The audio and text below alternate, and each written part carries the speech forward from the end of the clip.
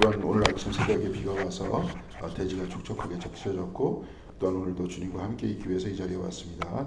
주여, 우리의 마음을 주님께서 알아주시고 우리의 삶이 주님께로 향하게 하여 주시옵시며, 늘 주님과 동행하는 저희들의 주시옵소서. 예배의 처음과 끝을 주님께 맡겨드리며 주 예수 그리스도 이름으로 기도드렸습니다. 아멘.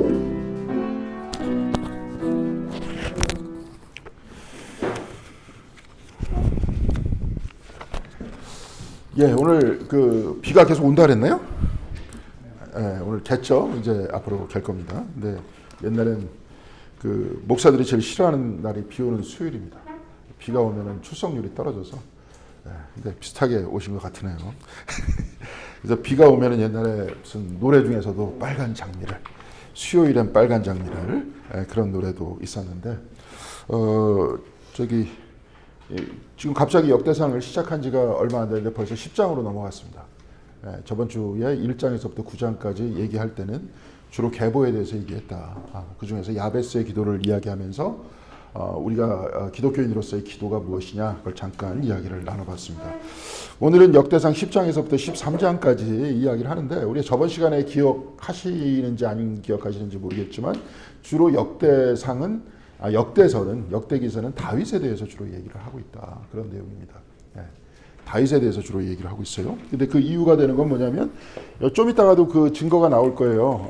성경이라는 것은 지금 이제 우리가 안타깝게도 우리가 성경을 처음에 이렇게 배웠었을 때 원래 성경이 그냥 어떻게 쓰여져 있느냐, 성경의 내용은 무엇이냐, 어느 것 때문에 전달이 됐느냐, 이제 이렇게 쭉 얘기하면 좋겠는데, 지금은 이제 우리도 그렇게 이야기하잖아요. 주일 예배 때 성경을 쭉 읽은 다음에, 낭독한 다음에 쭉 읽을 때 그 다음에 여러분들한테 하나님의 말씀입니다. 그러니까 그러면 여러분 어떻게 대답하세요? 하나님 감사합니다, 이렇게 대답하잖아요. 근데 이제 하나님의 말씀이라고 얘기했을 때 우리는 어떻게 이해했습니까? 예, 하나님의 말씀. 성경이 하나님께서 딱 말씀하시면 타이핑을 쫙 했나요? 밑에서? 이렇게 써. 그러면 쭉 해. 거의 콤마 빠졌어, 콤마. 뭐 이렇게 쭉 하셨을 것 같아요. 그렇지 않잖아요. 그죠? 예, 그렇지 않잖아요. 그러니까 그래서 이제 우리가 성경 공부를 했던 건데, 과거에 진짜 그렇게 이해를 했던 거예요. 빨리 써. 그럼 이제 나중에 조금 이제 머리가 커진 다음에 의문이 들기 시작하죠. 그 히브리어로 하나님께서 쓰셨을 텐데, 그렇죠? 그래가지고 이제 쭉 보다가 이제 좀 영어를 잘하시는 분들은 영어 번역과 한글 번역을 쭉 보면 조금 틀린 게 나오는 거예요. 그렇죠? 박명도 권사님 영어를 잘하시니까 어떻게 생각하십니까? 그러니까 예를 들어서 저도 이제 딱 예를 들어서 이제 설명하는데, 영어에 관용구가 있어요. 이디엄이라는 게 있거든요. 영어에서는 우리 말도 이제 우리도 어떤 관용구가 있을까요? 여러분들 문 딱 바깥에서 들어오실 때 우리 뭐라고 얘기합니까? 문 닫고 들어와. 근데 문 닫는데 어떻게 들어옵니까? 근데 우리는 문 닫고 들어오면 다 알아듣잖아요. 문 닫아야 된다는 거 아닙니까? 근데 그게 일종의 관용구예요. 문법적으로는 좀 이상하고 말 그대로 다 뜯어놓고 보면 앞뒤가 안 맞는 것 같은데, 근데 사용해도 전혀 문제가 안 되는 것들. 또 한국말은 단어가 많지 않기 때문에 같이 쓰임새가 비슷한 것들이 많잖아요. 그렇죠? 이거저거. 아마 외국인들이, 제가 한번 그 외국인들 교재를 한번 봤어요. 나 오늘 빨리 끝내야 되는데, 제가 오늘 치과 약속이 있어서 빨리 가야 돼서 한 40분쯤 끝내야 되는데 자꾸 할 말이 많아서 문제입니다. 근데 이제 이디엄이라는 게 이제 하나님의 말씀, 갑자기 그런 이야기가 있어. 근데 그 중에서 뭐가 있냐면, 영어로 이게 뭐냐면 이게 후죠, 그죠? Do you 이게 관용구예요. 이디엄입니다. think you are라는 말이 있습니다. Who do you think you are? 이게 뭘 것 같아요? 그대로 직역하면 너는 너를 누구라고 생각하느냐예요. 근데 이걸 진짜로 번역했어요. 그대로 요한복음에 보면. 그러니까 누구냐면 세례 요한이 갑자기 세례를 막 하니까 밑에 있는 바리새인들이 너는 너를 누구라고 생각하느냐, 그렇게 얘기를 해요. 예? 그렇게 번역을 했다니까요, 진짜로. 근데 영어 성경에서 이렇게 쓴 거는 뭡니까? 이게 이디엄인데, 이게 뭐냐면 네가 뭔데, 이런 뜻이야. 이게 뜻이었는데, 네가 뭔데 이렇게 번역해야 되는데, 너는 너를 누구라고 생각하느냐, 이렇게 번역했단 말이에요. 그러니까 이제 좀 머리가 트인 사람들은 딱 읽다가 왜 영어 성경에 이렇게 돼 있는데 왜 우리나라 성경말에 이렇게 됐어? 그럼 하나님께서 우리말로 너는 네가 누구라고 생각하느냐, 이렇게 말씀하신 거야? 아니면 이렇게 말씀하신 거야? 이제 이렇게 의문을 품잖아요. 그러다가 대부분 의문을 품다 끝나죠. 한국 교회 특징이 그겁니다. 의문을 품다 끝나요. 그래서 제가 요즘에 저도 나름대로 고민이 빠졌어요. 교회가 이제 지금 어저께도 이제 장황식 교수님이라고 감신대 은퇴하셨어요. 벌써 그분이 우리 돌아가신 누나하고 동기 분이신데, 제가 이제 책을 쓰는 게 하나 있어서 그분 인터뷰를 하느라고, 근데 어디서 할까요? 그러니까 그냥 우리 교회 놀러 오겠다 그래서 우리 교회에서 했습니다. 근데 이렇게 쭉 얘기하는데 그분도 이제 다 은퇴한 교수님인데도 불구하고 이게 교회에 자꾸 젊은 사람들이 빠진다. 젊은 사람들이 나오지 않는다. 거기에 대해서 이제 고민을 하면서 그분 나름대로의 가지고 있는 생각은 아마 사유의 방식이, 생각의 방식이 나이 든 사람들하고 좀 다르지 않을까. 그렇게 얘기를 해요. 근데 그분 같은 경우에는 과정 철학이라는 것들을 공부하셨기 때문에 그 내용이 뭐냐면, 제가 이제 누군가가 이렇게 공손하게 편지로 이렇게 쫙 얘기를 하잖아요. 쫙 얘기를 하면서 이런 표현들을 합니다. 우리 교회에 만약에 와야 되는데 내가 교회 가는 게 조금 어렵게 됐습니다. 이런 표현을 쓰면은 여러분들 어떻게 들리십니까? 어렵다는 안 온다는 거잖아요. 안 온다는 거잖아요. 근데 이제 어렵게 됐다는 걸 고지고대로 다 받아들여서 어렵지만 올 수도 있지 않은가, 이런 식으로 이야기를 하면 돼요, 안 돼요? 이런 식으로 번역하면 안 되잖아요. 그렇죠? 그러니까 모든 형태의 겉으로 드러나는 표현이라는 거는 안에 있는 그 어떤 내용들을 가지고 있는데 그 내용을 숨기면서 겉으로 얘기하는 것뿐이다. 이게 좀 어려울 수 있겠는데 우리는 그렇게 살잖아요. 말할 때도 예의를 지켜서 얘기하고 겉으로 드러나는 모든 현상이 있지만 지금도 가만히 보면 그래요. 이제 한국 사회가 이렇게 변하고 있고 안 좋게 됐다는 원인들을 찾아야 되는데 겉으로 드러나는 현상을 가지고는 원인을 못 찾잖아요. 그러니까 그분 같은 경우에는 혹시 이렇게 우리의 젊은 세대가 나이 든 세대하고는 달리 하나님에 대한 이해도 좀 다르지 않나. 근데 나이 든 사람들, 저도 포함해서입니다. 이제 저도 포함해서 그 사람들이 가지고 있는 하나님 이해와는 다른 방식의 이해를 가지고 있지 않나. 그분은 그렇게 생각을 하고 있어요. 이게 철학하고 신학을 공부하셨던 분이니까 또 철학 신학자답게 어렵게 표현을 해요. 근데 저도 어저께 근데 그런 얘기를 했어요. 제 딸애 이렇게 그 학교 있는 데를 가보니까 아주 이단들은 잘 되더라. 이단들은 무지막지하게 잘 된다 지금. 뭐 신천지가 막 차고 넘친다. 그럼 거기는 왜 잘 되냐? 거기도 분명히 사고방식이 다르고 거기서 발생하는 문제가 다른데, 그러니까 이제 그분도 참 나도 그것도 참 그렇다 이렇게 얘기를 하더라고요. 근데 제가 그 여러 가지 그 이유가 있을 거예요. 그러니까 오히려 신정교 연구하는 사람들이 거기에 대해서 좀 전문적으로 연구를 해야 될 것 같아요. 근데 여러 가지 원인이 있다고 봅니다. 저는 물론 우리가 잘못했다는 건 아니에요. 왜 그 원인들이 발생했는지에 대해서 연구를 해야죠. 그래야지 이제 그 결과가 나올 거 아닙니까? 근데 제가 엊그저께인가 그 유튜브에서 그 젊은 친구가 철학을 하는 친구인데 재밌어요. 말을 재밌게 해가지고. 근데 가끔 보는데 그 친구가 가끔 기독교에 대해서 얘기를 합니다. 성경에 대해서도 얘기하고 과거에 교회를 잘 다녔던 것 같아요. 근데 요즘은 안 다니는데 성경 공부는 열심히 해서 자기 자신이 어떻게 하나님에 대해서 이야기한다든지 성경 어디에는 무슨 얘기를 하고 있다, 이런 얘기를 하더라고요. 그러니까 요즘 젊은 세대들은 또 과거에는 교회를 그래도 한두 번 정도 다 나왔기 때문에 성경에 대해서 얘기하면 대충 아는데 아예 젊은 세대들은 이제 성경도 몰라요.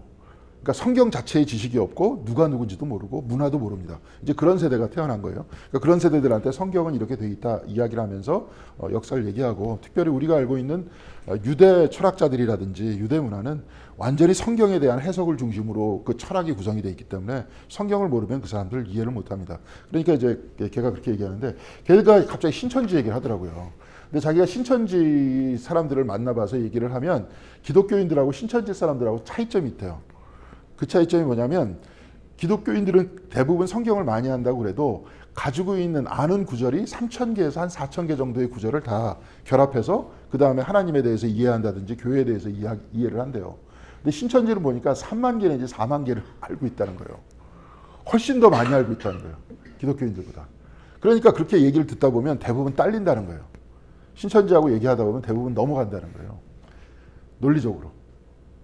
그래서 저는 이제 또 그 이야기를 들으면서 두 번째 더 큰 문제를 좀 생각을 해봤어요. 신천지만이 아니라 저번에 기독교 내에서 막 증오를 퍼뜨리는 사람이 있다 그랬잖아요. 거기는 이단도 아니야. 근데 여기서 기독교와 정반대의 증오를 퍼뜨리고 있어요. 그러면서 선동을 해. 그러니까 저는 이래나 저래나 지금 기독교 위기입니다. 그리고 대형교회 목사들이 또 그런 사람이 또 많아. 그러니까 교회 가서 이 교회라는 정체성이 과연 뭐냐. 그럼 이게 뭐냐. 그러니까 저는 얘기하면 안 되는데. 근데 더 중요한 얘기를 사실 이런 거 궁금하잖아요. 그렇죠. 이제 그래서 그렇다는 거예요. 거기 있는 사람은 그래. 그렇게 얘기를 해요. 뭐 여러 가지 이유 있죠. 뭐 거기서 어떤 피라미드식으로 애들을 교육시켜가지고 애들을 끌고 온다. 근데 내가 가만히 보니까 젊은 애들이 교회를 떠나면서 그쪽으로 가고 있다는 거 아니에요, 지금. 그렇죠? 그리고 제가 지금 생각하는 그런 방식은 뭐냐면 지금 영성이라는 이야기를 많이 하는데요. 영성. 영성이 뭡니까? 옛날엔 신앙이라고 그랬잖아요. 근데 영성이에요. 영성이라고 자꾸 여러분들한테 강조하는 말은 뭐냐면 한마디로 그냥 얘기하겠습니다. 우리가 잘 해야 되니까. 삶의 방식이에요. 자, 그럼 우리 현대인들은 어떤 삶의 방식대로 살아갈까요? 여러분들한테 제일 영향을 많이 미치는 삶의 방식, 그 방식이 어떤 겁니까?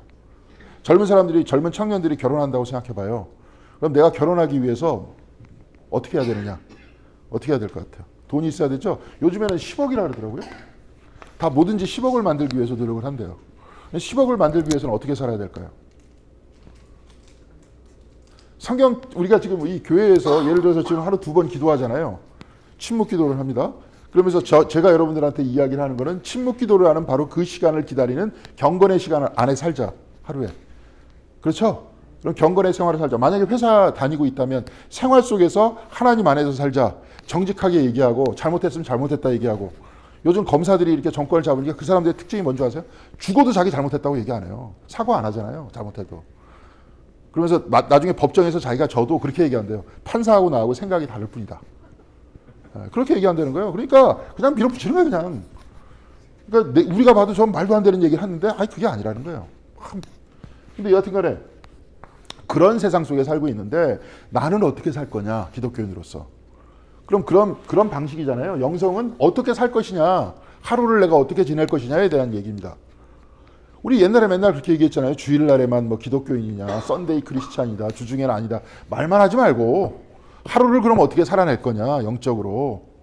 그래서 영성이 얘기가 나오는 거예요. 과거같이 신앙생활이다. 그래갖고 주일날 한번 나오고 성경 공부하고 성경에 대한 지식 많고 그런 이야기가 아니라 하루를 내가 기독교인 하나님 안에서 어떻게 살 거냐.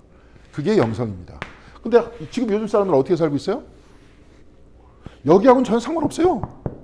이거 만드는 거 살고 있잖아요. 맨날 그 사람들한테 텔레비전에서 보여주는 게 뭡니까? 옛날엔 그래도 제가 어렸을 때 우리 부모님 살아계시고 막 이랬을 때 드라마 같은 거 보면 그래도 옛날에 무슨 보통 사람들인가? 아니 무슨 드라마 같은 게 그게 평범한 사람들의 따뜻한 이야기를 드라마에서 많이 해줬어요. 옛날엔. 제가 저 주일날 설교 하늘에 몽실언니 찾아보니까 그 인터넷에 보니까 제가 텔레비전에서 못 봤던 게 제가 유학 가 있었을 동안에 텔레비전에서 했더라고요. 보니까 몽실언니 뭐 이런 것들이 90년대까지만 하더라도.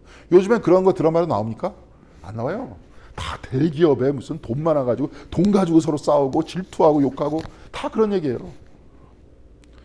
관심도 없어요. 이제는 그런 사람들의 삶에 대해서. 그럼 어떻게 살 것인가, 똑바로 살 것인가 관심 없어요. 다 드러나는 건 어떤 삶이냐. 돈 있는 사람이 다 대접받잖아요. 우리 이 동아일보 계셨던 우리 장로님이 앞에 계신데 내가 왜 그런가 그랬더니 알고 보니까 동아일보 계셨던 분이 계셨거든요. 기자. 근데 그분이 왜 그러냐 그러니까 신문은 원래 공평하게 안 한다는 거야. 근데 그 기자, 동아일보, 조선일보, 중앙일보에 있는 사람들이 정치권에 들어간대요. 그죠? 기자들이 국회의원이 돼. 그런데 국회의원으로 끝나는 게 아니라 똑같이 사주한테 보고를 해. 국회에서 무슨 일이 있었습니다. 그러니까 사주가 신문이 정치를 하는 거예요. 신문이 정치를 하는 거예요. 신문이 우리들한테 공정하게 얘기하는 게 아니라. 무슨 말씀인지 아시겠죠? 이제 그렇게 돼요. 근데 왜 그럴 것 같아? 힘 있는 사람 편드는 거잖아요. 돈 많은 사람들. 오늘 새벽에도 잠깐 얘기했지만 법이라는 건 뭐냐면 약자를 보호하기 위해서 법이 있는 겁니다. 근데 지금 그러냐고요, 법이. 오늘도 새벽에 새벽 기도하면서 성경절 쭉 읽었더니 약자를 보호하라는 식으로 나오죠. 고아와 과부라든지 그다음에 또 뭡니까? 나그네. 너희들도 똑같이 나그네였다. 그러니까 유대인들은 뭐예요? 나그네였고 고아와 과부. 그들은 나의 백성이다. 건드리지 마라. 이런 얘기가 나와요. 그러면서 법이 나와요. 이들을 보호해야 된다는 거예요. 그러면서 너희들이 만약에 그 사람 괴롭히면 너희들도 똑같이 고아 과부로 만들어 놓겠다. 이렇게 얘기해요. 하나님께서. 이게 세게 나와요. 하나님께서. 그런데 거기에 대해서 이게 성경은 막 얘기를 하면서 이 영적으로 살려고 하는 그 사람들은 뭐냐면 만약에 그것을 내 삶으로 받아들인다면 약한 사람들을 보호하려고 노력하고 내가 그 사람들과 같이 가려고 노력하고 그러겠죠. 근데 여기서 사회는 어떨 것 같아요? 그 사람들 신경 써봐야 나 손해요. 저 사람들 뭐 해줘봐야 내가 뭐해. 힘 있고 돈 많은 사람들하고 같이 어울려? 나한테 한 푼이라도 더 오지. 왜냐하면 목표가 이거기 때문에. 자, 그러면 저같이 영성을 공부하는 사람들은 어떻게 얘기합니까? 이것도 영성이고 이것도 뭐예요? 영성이에요. 이거는 기독교 영성이고 이건 무슨 영성일 것 같아요, 그러면? 돈 영성, 자본주의 영성인 겁니다. 자본주의 영성 안에 사는 거예요. 그러니까 제 생각에 딱 얘기를 하자면 책을 쓸 겁니다, 앞으로 저도. 이 부분에 대해서, 이 통찰에 대해서. 신도를 뺏긴 겁니다, 여기에. 사람은 종교적이기 때문에 사람은 호모 렐리기우스라 그래요. 종교가 없으면 못 살아. 그럼 뭐가 종교가 된 겁니까? 이 종교로 간 거예요, 지금. 그러니까 이걸 딱 봤을 때 그럼 어떻게 해야 됩니까? 가슴 아프게 생각하지 마세요, 여러분들. 잘 지키고 살라고요, 이거. 이걸 지키고 살고 있잖아요, 지금. 그렇죠? 아니? 여러분들 그렇게 지키고 살고 있잖아요. 수요일 날 나오는 그것만이 아니라 하루에 2번 기도를 드려야 돼요, 그래서. 여기 있는 삶의 방식과는 다른 방식대로 살아야 되는 거예요. 근데 제가 쭉 얘기를 하지만 이 방식대로 사는 게 따분한가? 안 따분해요. 재밌어요. 성경 읽는 것도 재밌고. 그리고 이 방식대로 하나님과 더불어 같이 사는 게 훨씬 더 충만하고. 여기에 있는 방식대로 살면 뭐예요? 다 10억을 다 볼까요? 뭐 다 벌면 다 계속 미래에 대해서 기대하기만 하고 어떻게 하다고 실망하고 쓰러지고 여기에 대해서 못 벌면 열등감 느끼고 그렇게 살 거 아니에요. 근데 여기서는 그런 상관없잖아요. 더불어 같이 사는 거예요. 여기 죽음을 해결할 수 있어요? 죽음 이후의 삶에 대해서 얘기할 수 있어요? 그리고 제가 항상 얘기하는 게 지나놓고 보면 다 꿈입니다. 제가 이제 벌써 56세가 됐습니다. 그래서 대통령께서 나이를 한 살 줄여주셔서 그래서 57세인데 56세예요 벌써. 자, 그럼 56년 동안의 모든 삶은 그냥 꿈입니다. 다 지나갔어요. 다 지내버렸어요. 바울과 같이 없는 듯 하면서 살아라. 세상의 모든 것은 어떻게 된다 그랬어요? 지나간다다. 다 지나가는 거다. 지나가는 것에 목숨 걸고 있더라고요. 여기서 대부분. 여기서는 지나가는 것에 목숨 걸고 있잖아요. 그렇게 살라 그러세요. 자, 그러면 우리가 어떤 방식으로 어떻게 살 것인가에 대한 이야기. 우리 삶이 더 충만하고 풍부하다는 얘기를 우리가 삶으로 보여줘야 되는 거예요.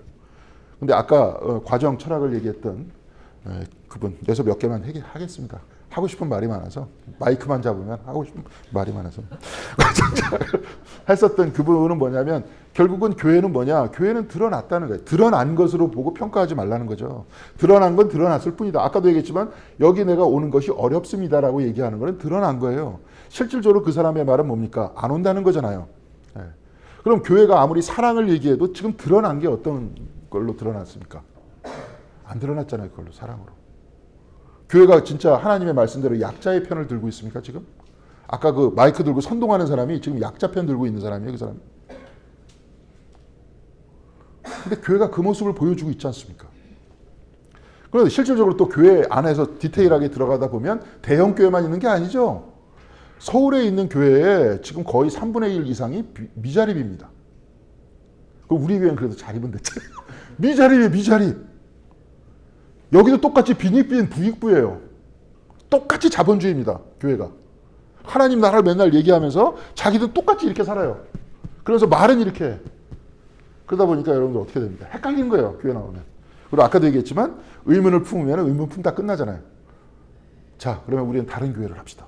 우리 진짜 이렇게 하고 의문이 풀리면 의문을 품으면 그래도 풀어줄 수 있는 교회. 성경 말씀에서 이런 부분이 나오면. 그렇죠. 그럼 그렇게 할 수 있겠죠. 삶을 말로만 주여 주여 얘기하지 말고 예수님께서 말씀하셨잖아요. 주여 주여 하는 자마다 하늘나라에 들어가는 것이 아니고 내가 말한 대로 행해야 된다. 근데 바울은 얘기하기를 율법을 행함으로써 구원을 못 받는데 구원을 하나님께서 이루어 주시는데 앞뒤가 안 맞는데 그럼 어느 게 맞느냐. 그렇게 얘기할 거 아니에요, 여러분들. 그러면 어떻게 들었어요? 또 구렁이 담 넘어가듯이 대충대충 얘기했겠죠. 다른 이야기예요. 주여 주여의 얘기, 행함의 얘기, 즉 바울이 얘기했던 구원의 주권에 대한 이야기는 다른 얘기입니다. 다른 얘기인데 우린 같이 이해했어요. 근데 다른 얘기예요, 사실은. 근데 그건 나중에 지금도 다 얘기할 수 있는데 지금 얘기하면 안 되잖아요. 시간 나 빨리 치과 가야 되니까. 자, 자 우리서 여기서 쭉 보겠습니다. 지금 제가 11시 40분에 끝낼게요. 아, 벌써 20분이 지났네. 여기서 지금 역대상은 어떤 내용이냐면요.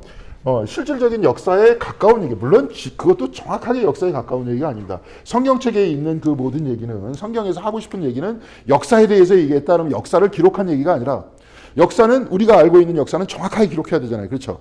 옛날에 그래도 조선시대 때 왕이 쭉 얘기하면 다 옆에서 적은 사람 있잖아요. 실록을. 그러니까 왕은 바꿔라 그래도 안 바꾸잖아요. 자기 목 날아가도. 그러니까 써야 되니까. 그거는 정확하게 기술을 해야 되는 겁니다. 근데 여기서의 역사의 특징이 뭡니까? 역사를 나중에 지내놓고 본 다음에 나중에 뭐라고 기술하냐면 신앙 고백식으로 기술을 하는 거예요. 내가 지내놓고 보니까 하나님께서 어떻게 역사하셨다 나의 삶 속에서. 무슨 말씀인지 아시겠죠? 여러분들도 그러면 여러분의 역사를 쓸 수 있어요. 일기를 쓸 수 있습니다. 하나님께서 나한테 어떻게 역사하셨다. 근데 그건 정확한 거냐 안 정확한 거냐 잘 몰라 나는. 나는 이렇게 고백해. 그렇죠? 요번에도 이제 제가 또 책 읽기 읽다 보니까 거기 있는 랍비 같은 경우에는 나는 하나님한테 기도를 했는데 내가 기도한 대로 똑같이 들어준 적은 한 번도 없었다. 그렇지만 분명히 하나님의 역사였다. 예를 들어서 요셉이 깜빵 안에 갇혔을 때 어떻게 얘기합니까? 그 사람한테 쫙 얘기해가지고 나 빨리 좀 풀어줘. 나 당신 꿈 다 풀어줬잖아. 나 풀어줘. 딱 얘기하니까 그 사람이 금방 들어줬어요? 안 들어줬어요? 안 들어줬죠. 만약에 그 사람대로 얘기한다면 일주일 만에 요셉은 자유의 몸이 돼야 됐는데 2년 동안 기다렸었습니다. 요셉의 마음은 요셉이 기도할 때는 빨리 나를 풀어주시옵소서 기도했을 거 아니에요. 근데 하나님께서 들어주신 거는 2년 후에 들어주신 거 아니에요. 자기의 원대로 자기 뜻대로 안 했어요. 근데 요셉은 그냥 나가기만은 원했는데 나중에 나가가지고 어떻게 됩니까? 그 사람이. 국무총리가 되잖아요. 자기 뜻하고는 상관없이 하나님께서 인도하신 거예요. 그러니까 우리가 함부로 얘기하면 안 돼요. 내가 뭐 기도하면 들어준다 뭐 이딴 얘기하면 안 된다는 거예요. 함부로. 그건 잘못하면 율법주의 되는 거예요. 내가 율법을 지킴으로써 구원받는다. 이 이야기와 내가 기도하면 똑같이 다 하나님께서 다 들어주신다. 근데 그것도 아마 그런 얘기겠죠. 그렇죠? 내가 기도해서 들어주신 것이 아니라 지나놓고 보니까 하나님의 방식대로 나를 인도하셨다. 이렇게 얘기해야지. 그렇죠? 네. 그런 얘기입니다. 그러니까 역대상은 어떤 얘기냐? 사무엘상하고 열왕기상하가 있는데 그 이야기를 딱 가지고 그 다음에 여태까지 나왔었던 문서들을 가지고 그 다음에 다시 기록한 거예요. 이게 언제냐면 기원전 한 400년 전이에요. 그러니까 기원전 400년 전이면 바벨론 포로가 끝나가지고 갔다 온 지가 약 한 580년 정도 되죠? 580년인가요? 한 500년대 그때예요. 그러니까 바빌론 포로로 끌려갔다가 이스라엘로 되돌아온 다음에 역사를 다시 쓴 거예요. 그렇기 때문에 자료들이 있을 거 아니에요. 자료들을 가지고 신앙 고백을 했던 거예요. 무슨 말씀인지 아시겠죠? 그러면서 신앙 고백을 할 때 새로운 왕조가 나와야 돼 지금. 바벨론으로 돌아왔어. 근데 나라가 막 혼란스러워. 새로운 왕조가 나와야 되는데 누가 우리를 이끌고 나가야 되는 거예요. 누가 우리를 이끌고 나가야 될 것 같아. 다윗과 같은 사람이 이끌고 나가야 된다고 생각했던 거예요. 여기 있는 사람이. 무슨 말씀인지 아시겠죠? 자, 두 번째는 우리가 저번 시간에 뭘 공부했습니까? 계보에 대해서, 이름에 대해서 공부했었잖아요. 그렇죠? 우리의 모든 이름, 한 사람 한 사람의 모든 이름들은 하나님 안에 다 들어있다. 하나님의 뜻과 하나님의 섭리 안에 다 들어있다. 이렇게 하다 보니까 다윗도 나중에 인구조사를 할 때 어떻게 됩니까? 하나님한테 징벌을 받잖아요. 지적을 받습니다. 다윗과 같은 왕도 어떤 왕이에요? 지적을 받을 때 잘못했다 회개할 수 있는 사람이 돼야 되는 거예요. 자기 잘못을 인정할 수 있어야 돼요. 그리고 자기 영역과 하나님의 영역, 제사장의 영역이 따로 있습니다. 좀 이따가도 나올 거예요. 그 영역들을 분명히 구분할 줄 알아야 돼요. 자기가 왕이라고 다 독점하려고 그러지 말고. 그런 왕이 나와야 된다는 거예요. 근데 그 어떤 왕인지를 그래서 봐야 되는 거예요. 그래서 다윗을 중심으로 기록되어 있고 유대를 중심으로 기록되어 있는 겁니다.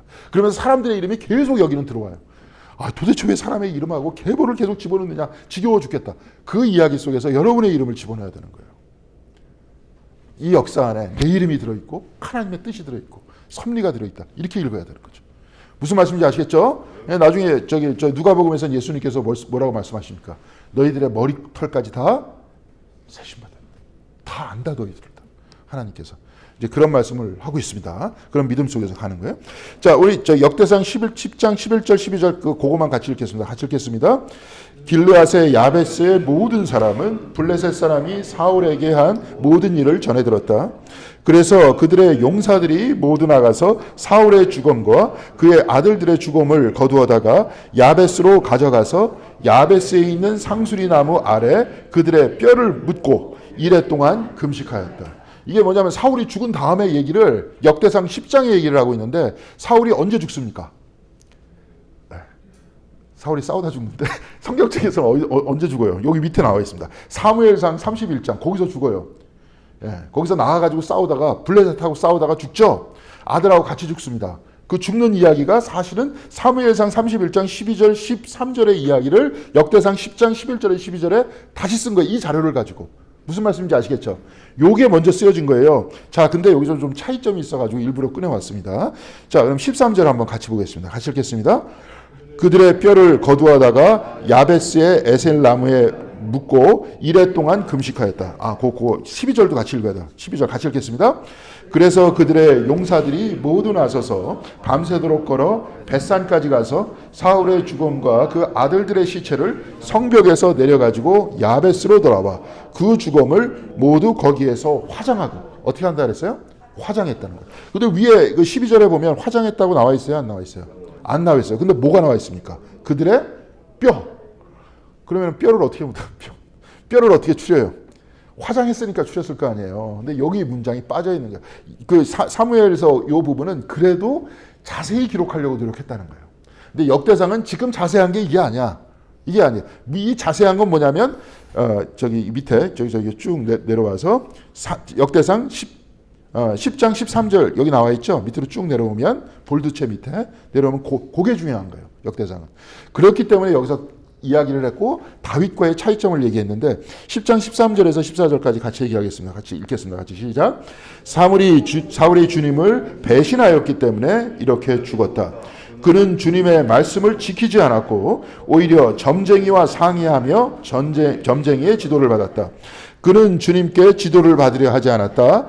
그래서 주님께서 그를 죽이시고 그의 나라를 이새의 아들 다윗에게 맡기셨다. 자, 이게 사울의 이야기 속에서 진짜 하고 싶었던 얘기는 역대상에서 요 얘기예요. 요 얘기는 사무엘서에 없어요. 요 얘기를 이제 고백식으로 얘기를 하는 겁니다. 근데 뭐예요? 사울이 주님을 어떻게 했다 그랬어요? 배신했다. 근데 배신했다는 것은 무슨 뜻입니까? 배신했다는 거. 믿음을 신뢰를 저버렸다는 거 아니에요. 그럼 누가 신뢰를 했다는 겁니까? 누가 믿었다는 거예요? 하나님께서 믿었다는 거죠. 하나님께서 사울을 믿었다는 거예요. 믿으셨는데 사울은 그거를 배신했다는 거죠. 자, 여기서도 또 다른 얘기가 나옵니다. 저도 이제 거기서 도움을 많이 얻었어요. 신뢰라는 거, 믿음이라는 거는 우리만 갖습니까? 아니면 하나님도 갖는 거예요? 하나님도 갖는 거잖아요, 지금. 우리만 믿고 구원을 받고 하나님께서는 은총만 내려주시는 게 아니에요. 이게 사실은 기독교 신학에서는 이렇게 돼 있어요. 소위 얘기하는 그 어거스틴 신학 중심으로 이렇게 돼 있습니다. 은총은 주시는 거고 믿음은 받는 거예요. 이 은총 믿음의 관계 속에서 다 해결하려고 그래요. 근데 성경책을 보니까 지금 신뢰를 배반했다 그러잖아요. 그럼 하나님이 믿어줘요, 안 믿어줘요? 믿어줘요. 창세기 제1장에 생육하고 번성하라라고 사람들한테 얘기한 다음에 사람들한테 어떻게 했습니까? 여기를 다스리라 그랬어요? 다스리지 말라 그랬어요? 다스리라 그랬어요. 그럼 다스리라는 건 하나님께서 믿은 거예요? 믿지 않은 거예요? 믿은 거예요. 하나님은 끊임없이 믿어주시는 거예요. 거꾸로 하나님의 신뢰가 굉장히 크다는 거예요. 사람들에 대해서. 근데 신뢰가 크기 때문에 사람이 이 사울과 같은 사람은 해야 될 때 어떤 행동을 해야 되는 거예요? 믿음에 대한 책임을 가져야 되는 거예요. 나를 믿어주시기 때문에 나는 책임을 다한 행동을 해야 된다는 거예요. 이거 굉장히 중요합니다. 기독교에는 없어요, 이게. 난 이게 없기 때문에 요즘에 영성에 필요한 거라고 생각해요. 성경책에 이걸 봐야 예수님께서 말씀하세요. 이번 주일에 예수님께서 나는 포도나무여 너희는 가지다 이 말씀이 있어요. 너희가 내 안에 붙어 있으면. 다 붙어 있을 수밖에 없죠. 생명이 하나님으로부터 왔으니까. 이 믿음을 가지고 하나님께서 나를 믿어주시고 이 땅에 보내주셨다는 신뢰에 대한 책임을 다하는 행동을 해야 되는 거예요? 해야 되지 말아야 되는 거예요? 해야 되는 거예요. 그러면 기도를 할 때 어떻게 해야 되는 거예요? 기도는. 하게 해달라라고 했었잖아요. 여태까지 가만히 앉아서. 그럼 신뢰에 대한 책임을 다하면서 내가 행동해야 되는 거예요? 안 해야 되는 거예요? 해야 되는 거예요. 그럼 기도는 뭐예요? 나에게 힘 달라는 거 아니에요. 책임을 다할 수 있는 힘을 달라. 그런데 기도하면 다 그냥 뚝 떨어진다고 생각했잖아요. 여태까지. 왜 그랬을까요? 아까도 얘기했지만 그런 신학적 문제가 있는 거예요. 두 가지. 은총, 믿음. 자, 이런 부분에 대해서 비판적으로 다시 한번 얘기할 수 있는 게 왜 그러냐면 이렇게 에큐메니컬 운동을 벌이고 있기 때문에 그렇습니다. 자, 이 플러스 저도 새벽에 오늘 얘기했습니다. 우리나라에서 이렇게 굿하는 거 보신 분, 굿 보셨어요? 보신 분? 네. 자, 어떻게 합니까? 계속 춤추면서 사람들을 이렇게 엑스타시 쪽으로 끌고 가죠. 그러면서 계속 뭐 이렇게 말하죠. 뭐 어쩌저쩌저 그러면서. 그런 다음에 뭐가 부족하다 그랬습니까? 정성이 부족해. 더 내. 정성이 더 내. 더 내. 그러면 더 낸 다음에 옆에 있는 사람은 계속 뭐예요? 자기는 아무것도 하는 건 뭐예요? 돈 주고 이거밖에 없어요. 그러면 누가 다 들어줘요? 귀신이 들어주는 거예요. 제가 가만히 보면 한국의 문화, 요 두 가지가 결합된 것 같아요. 기독교 문화. 비나이다 하고 은총 믿음 관계가. 그러니까 아무것도 안 하려고 그래. 행위를 안 하려고 그래. 그러니까 이런 말이 이해가 안 가요. 예, 저기 제가 빨리 가야 되니까 저 다음 시간에도 이걸로 하겠습니다. 잘 됐네. 다음 시간에도 준비 안 해도 돼서. 아니, 할 말이 많아서 그렇습니다. 근데 이게 뭐냐면 요거만 살짝 더 얘기하고 끝내겠습니다. 요번 주에 설교할 때도 그거 얘기하려고 그래요. 겨자씨할 만한 믿음이 있으면 이 산을 저 산으로 옮길 것이다. 그거 여러분은 어떻게 이해하고 있습니까? 자, 그 전 교인들이 모여가지고 통성기도를 한번 해볼까요? 아니, 전 교인들 필요 없습니다. 전국에 있는 기독교인들 다 모아가지고 여의도 광장에 다 모아놓고 통성기도를 하는 거예요. 저 북한산하고 저 뒤에 있는 관악산하고 바꾸기 해달라고.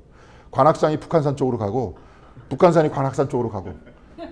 자, 그럼 옮겨질까요? 안 옮겨질까요? 그러면 이제 목사는 이렇게 얘기합니다. 여러분들이 겨자씨할 만한 믿음도 다 없다. 그러면 이제 여러분들 그럼 어떻게 이해했어요? 그 작은 믿음이라도 우리가 모여서 최선을 다해서 일하는. 그렇죠? 저 산만큼 커다란 산적한 문제도 해결할 수 있다, 없다? 있다는 거예요. 믿음을 가져라. 우리 교회도 마찬가지입니다. 믿음을 가져야 돼요. 교회가 계속 다운그레이딩으로 내려간다. 계속 내려갔잖아요. 우리 교회는. 내려간 기억밖에 없잖아요. 다 이사 갔기 때문에. 현실적으로 어쩔 수 없어요. 근데 제가 가만히 보니까 커질 수도 있었어. 주변에 아파트가 막 생기고 막 이랬을 때 교회가 그때 이미 리모델링을 했었어야 돼요. 근데 막 그랬었다면 뭐 위에 있는 전선 그대로 있었고, 제가 여기 처음에 오니까 지금도 기억난다. 진짜 LPG가 그대로, LPG로 연료를 사용했었고, 기름으로 뗐었습니다. 그런 교회 누가 올라 그러겠어요, 요즘에. 그때 300명 정도 됐을 때 돈 있었어요. 그때 했었어야 돼. 그럼 훨씬 커졌어요. 600명 이상 됐었을 거예요. 그럼 최대한 목사님 여기 못 왔겠죠. 여기는 이제 정치꾼들의 이제 어떤 서로 가고 싶은 교회가 됐겠죠. 저같이 정치력 없는 사람 못 오겠죠. 좀 무슨 말씀인지 아시겠습니까? 그때 그 믿음들을 가지고 했었어야죠. 근데 지금도 늦지 않았죠? 우리 있잖아요, 지금. 아니, 기독교가 예수님 한 분으로 시작했고 제자들 12명으로 시작했는데, 그렇죠? 그중에 한 놈은 배반하고 해갖고 12명이었는데 12명이 지금 전 세계에서 가장 큰 종교가 됐는데, 왜 우리라고 그거보다 더 있는데 우리는 왜 못합니까? 그런 이야기잖아요. 행동 자체를 자꾸 빼버리려고 그랬어요. 왜 행동 자꾸 빼버리려고 그랬을까요? 왜? 김동학 장로님 대답할 수 있을 것 같아요. 그렇죠. 지배해야 되니까. 기독교가 지배 종교였잖아요, 서양에서. 그러니까 이 신학이 채택된 겁니다. 행동하지 않게 하고 그냥 복종하게 했던 거예요. 그럼 이게 우리한테 맞습니까? 안 맞아요, 잘. 근데 이렇게만 다 얘기했을까요? 그렇지 않아요? 기독교 신학 역사 안에서도 다양하게 얘기했던 사람 많아요. 지금 그럼 어떻게 해야 돼요? 꺼내야죠, 다시. 꺼내서 다시 구성해야죠. 그건 신학자들이 해줘야 돼요. 그래서 저 같은 경우에는 꺼내서 여러분들한테 전달해야 되는 거예요. 에카르트 같은 사람, 뭐 이런 사람. 그렇죠? 우리 창조 영성도 했었죠. 그런 사람들. 꺼내서 얘기해야 돼요. 자, 그러면 우리 교회 강점이 있어요. 딴 교회에서는 이렇게 얘기를 못해. 이렇게 빨리빨리 얘기 못해. 이 정도 하나 설득하기 위해서는 제가 시작해갖고 제가 은퇴할 때쯤 사람들이 들어줄까 말까 할 거예요. 근데 우리는 바로 할 수 있습니다. 바로 할 수 있죠? 예, 신뢰가 있기 때문에 그래요. 자, 그럼 우리는 어떻게 해야 돼요? 겨자씨할 만한 믿음을 갖고, 아까도 얘기했지만 영성 생활을 해야 됩니다. 그렇죠? 하루를 기도로 연결시켜서 하루를 내가 어떻게 살고 말씀대로 살고, 예를 들어서 그 겨자씨할 만한 믿음을 가지고 있으면은 네가 진짜로 최선을 다하면 다 된다 이렇게 얘기하니까 여기를 말을 또 살짝 뒤틀어 가지고 시크릿이라는 책이 있었죠, 옛날에. 예, 이 책은 뭐예요? 원하는 대로 다 이루어진다는 거죠. 네 욕망한 대로 다 이루어진다. 근데 우리는 지금 뭐 하고 있습니까? 주기도문 하고 있고 성경책 읽고 있잖아요. 성경책 하나님 나라의 나라, 대개 나라와 권세와 영광의 아버지께 영원히 있습니다. 라고 얘기하는 하나님 나라가 열리기를 위해서 우리가 겨자씨할 만한 믿음을 가지고 가야 되는 거예요. 우리는 그 가치를 가지고. 내가 잘 되는 게 아니라. 이걸 틀다 보니까 자기 잘 되는 거 좋아하잖아요. 근데 사실은 주기도문을 그렇게 가르치지도 않고 있고 성경을 그렇게 가르치고 있지도 않잖아요. 그래서 성경 공부하고 있는 거 아니에요, 우리가. 잘 모르니까. 성경에서 그럼 어떻게 우리로 하여금 살게끔 만드느냐. 그걸 봐야 될 거 아니에요. 그렇죠? 대답을 빨리 안 하시네. 네, 그냥 하도 우리가 어렸을 때부터 습관이 나 잘 되고 우리 가정 잘 되고 여기에만 멈춰 있어서 그래요. 근데 사람이 커지다 보면 같이 사는 걸 알게 되잖아요. 처음에 애기들도 봐요. 애기들도 물건이 딱 있으면 서로 막 뺏으려고 그러면서 이거 내 거야. 다 자기 중심이잖아요. 그러면 가족들 나중에 이제 자라나다 보니까 가족들하고 같이 있는 걸 알게 되면서 가족들의 눈치를 보기 시작하죠. 그죠? 이건 내 것만 주장을 하다 보면 어떻게 됩니까? 안 되잖아요. 딴 사람도 있으니까. 좀 더 크면 사회 안에 있잖아요. 사회에서 같이 살다는 생각, 우리가 더불어 같이 산다는 생각을 가지고 있잖아요. 그렇게 커가는 거 아닙니까? 근데 어떻게 신앙은 계속 그때부터 지금까지도 계속 거기에 머물러 있냐고요. 들고 신앙이 자라나면서 우리가 그럼 하나님 나라를 여기서 어떻게 만들까에 대한 이야기를 했어야 됐어요. 여태까지. 리더들이 그렇게 가르쳐 줬어야 됐어요. 그렇게 끌고 나갔어야 됐어요. 근데도 계속 커져도 지금 저희 사랑의 교회 아무리 대형 교회라 그래봐요. 거기서 그 사람들이 갖는 기도들이 다 뭔지 결국은 다 똑같이 어렸을 때 우리가 가지고 있었던 그 얘기를 하는 거예요. 그러니까 세상도 안 바뀌고 더 이기적이 되는 거였습니다. 근데 우리 성경은 그렇게 가르치고 있지 않죠. 그죠? 그러니까 성경 공부하잖아요. 그렇게 하지 말자. 그러면서. 자, 그런 얘기입니다. 자, 그래서 여기서 쭉 요거만 더 얘기하겠습니다. 그래서 묻었다. 근데 여기에 자세한 것은 역대상에서 자세한 이야기들은 뭐냐면 지금 역대상 10장 13절에서부터 14절까지 얘기하려고 했던 거다. 그래서 사울은 배반했었다. 근데 다윗은 배반했다는 거예요? 배반하지 않았다는 거예요? 배반하지 않았다는 것을 얘기하기 위해서 여기서 얘기를 했던 거예요. 다윗이라는 사람은 달라다. 그리고 또 하나 여기까지만 얘기하고 오늘 마치겠습니다. 사무엘하 3장 사무엘하 이게 1장일 거예요. 1장. 사무엘하 1장이요. 제가 1장을 뺐는데 거기서 한번 같이 이것만 읽어보겠습니다. 사무엘하 1장 9절 같이 읽겠습니다. 사울 임금님이 저더러 어서 나를 죽여다오. 아직 목숨이 붙어있기는 하나 괴로워서 견딜 수가 없다 하고 말씀하셨습니다. 제가 보기에도 사실 것 같지 않아서 다가가서 명령하신 대로 하였습니다. 그런 다음에 저는 머리에 쓰고 계신 왕관을 벗기고 팔에 끼고 계신 팔찌를 빼어서 이렇게 가져왔습니다. 이게 뭐냐면 이 사람이 아말렉 사람인데 칼에 찔렸어. 사울이. 그러니까 죽을 것 같아. 죽을 것 같은데 괴로움만 더했다는 거예요. 그러니까 아말렉 사람 보러 나를 죽여다오 이렇게 얘기했는데 이 사람은 지금 다윗 앞에 가서 그래서 내가 죽였습니다. 그래서 고통을 덜어드렸습니다. 그런 다음에 그 증거물로 왕에 쓰고 계신 왕관을 벗기고 팔에 끼고 있는 팔찌를 빼가지고 가져왔습니다. 이런 얘기를 하는 거예요. 그럼 이 사람이 진짜 사울의 고통을 덜어주기 위해서 그랬을까요? 아니면 다윗의 환심을 살려고 이랬던 걸까요? 다윗의 환심을 가지려고 했던 거 아니에요.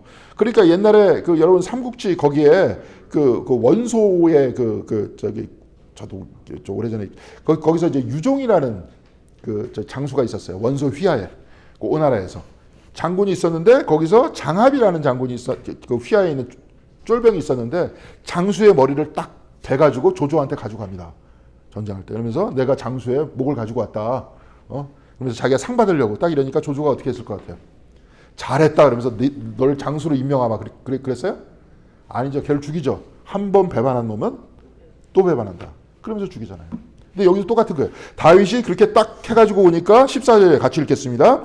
다윗이 그에게 호통을 쳤다. 내가 어떻게 감히 겁도 없이 손을 들어서 주님께서 기름을 부어서 세우신 분을 살해하느냐. 그리고 다윗이 부하 가운데에서 한 사람을 불러서 가까이 가서 그를 쳐 죽여라 하고 명령하였다. 명령을 받은 그 사람이 그를 칼로 치니 그가 죽었다. 이거 똑같은 내용이죠. 그죠? 한 번 배반한 놈은 계속 배반한다. 여기서 나와 있는 그 상황은 삼국지가 쓰여진 그 중국이라는 나라는 신의를 중요시 여기는 나라이기 때문에 배반하면 또 배반한다는 얘기고 여기는 뭐예요? 하나님께서 세우신 왕을 네가 어떻게 죽이느냐. 그럴 수 없다라고 얘기하면서 그렇게 했던 거죠. 자, 그러니까 쭉 보니까 다윗은 어떤 사람이에요? 하나님과의 신의를 지키는 사람이고 또 하나는 어떤 사람입니까? 사울이 아무리 못되게 굴었어도 하나님께서 세우신 하나님의 역사는 배반하지 않으려고 그랬던 거예요. 그런 사람이 왕이 되어야 된다 하는 이야기를 지금 여기서 하고 있는 겁니다. 그러니까 역대상에서 제일 처음에 사울의 죽음서부터 가지고 와서 다윗을 끌고 와서 다윗을 왕이라고 선언하는 겁니다. 그래서 역대상 11장 1절 여러분 그냥 쭉 읽으면 돼요. 사람들이 다윗을 보자마자 임금님이라고 얘기를 하는 겁니다. 무슨 말씀인지 아시겠죠? 예, 무슨 말씀인지 아셨습니다. 자, 그러니까 이제 오늘은 이 앞페이지만 할 수 있도록 하고요. 다음 주에는 그 뒷페이지를 할 수 있도록, 이게 왜냐하면 다윗이 이렇게 칭송받는 왕이었는데도 불구하고 다윗에 대한 비판을 정확하게 하고 있습니다. 성경책에서. 그 부분을 한번 읽어보도록 하겠습니다. 성경은 용비어 청가가 아닙니다. 그리고 다윗도 자기가 하나님한테 좀 거리낌이 있으면 바로 또 얘기를 해요. 그렇게 얘기하면서 우리들한테 교훈을 주는 그런 모습을 보여주고 있습니다. 자, 여태까지의 말 중에서 질문 있습니까? 없어요? 진짜 여러분들 뭐 이렇게 자 보니까 그렇겠죠. 이제 여러분들의 의문을 풀어주면서 우리가 진짜 성경 안에서 새로운 그 어떤 신학적 도전 안에서 이끌고 가는 정말 아름다운 교회가 됐으면 좋겠습니다. 우리 교회에서만 배울 수 있는 아름다운 이야기. 딴 교회에서는 말을 못하고 그냥 넘어가고 그렇게 됐기 때문에 거의 평생 신앙생활에도 그냥 그랬었는데 이제 서로가 서로를 이해하고 알고 이제 새로운 신학을 좀 배우고 공부하고 하나님과 좀 더 가까워지는 여러분들이 다 되시기를 바라겠습니다. 기도하겠습니다. 사랑과 은혜가 충만하신 하나님 감사드립니다. 오늘도 우리 모두에게 또한 배움을 허락하여 주시고 또한 이 길을 통해서 주님과 좀 더 가까이 다가갈 수 있는 우리의 삶을 허락하여 주시는 애 감사드립니다. 우리의 삶이 진정으로 주님 안에 거할 수 있도록 도와주시고 우리가 일주일에 이렇게 2번 나오고 또한 새벽에 또한 주님께 찬양을 드리고 또한 하루에 또한 2번씩 또한 주님께 기도를 드리는 것과 같이 경건이 우리 삶의 중심이 될 수 있도록 인도하여 주시옵시고 하나님이 우리의 삶의 중심이 될 수 있도록 인도하여 주셔서 돈과 권력이 중심이 되는 이 세상 안에 우리가 살지라도 하나님의 백성으로 살아가는 데 있어서 부족함이 없는 저희들의 인생 될 수 있도록 주님께서 붙들어 주시옵소서.